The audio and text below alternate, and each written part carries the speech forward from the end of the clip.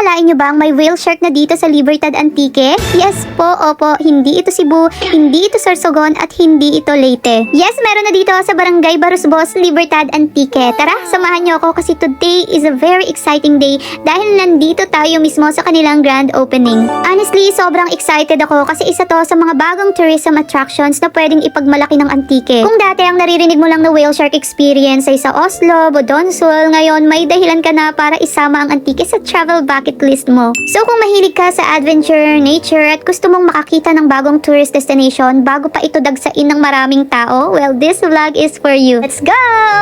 Grabe guys, pagdating pa lang namin, ang ganda na agad ng paligid. Fresh air, ang linis, ang relaxing ng view. Ito talaga yung klase ng lugar na mapapasabi ka ng, ay, worth it yung biyahe. Na para bang ang layo-layo namin, no? Patriya lang nga kami at from house, and nasa around 15 minutes biyahe lang papunta dito. Diba? Malapit lang sa amin.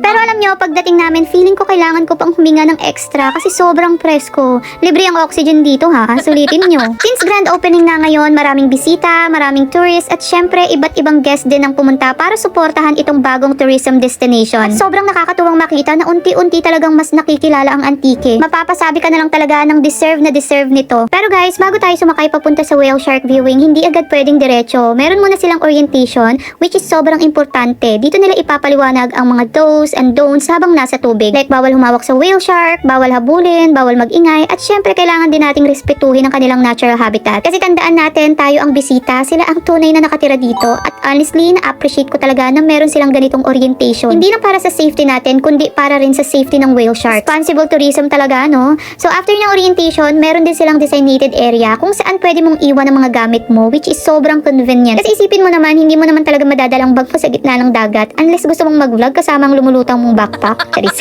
Tapos meron din silang life jacket na ipapasuot sa lahat. Safety first talaga. At kung gusto mong mas malinaw makita ang ilalim ng tubig, may goggles din silang available. Ready na ready ka talaga sa adventure. Isa pa sa mga napansin ko, may mga coast guard din pala silang naka-duty at sobrang nakakapanatag ng loob. Habang nag-i-enjoy ang lahat, may mga taong nagbabantay para siguraduhin ang kaligtasan ng bawat isa. Kaya malaking plus points talaga ito, no? At eto na nga, sumakay na kami ng bangka. Honestly, akala ko sobrang layo pa ng viewing area. Pero hindi pala, mga ilang minuto lang, nandun na agad kami. Habang nasa bangka nga, hindi ko maiwasang titigan yung dagat. Guys, tingnan nyo naman, sobrang linaw at sobrang kalmado ng tubig, parang salamin. Perfect na perfect talaga ang panahon nung pumunta kami. Parang pati weather, excited ding makitang whale shark eh.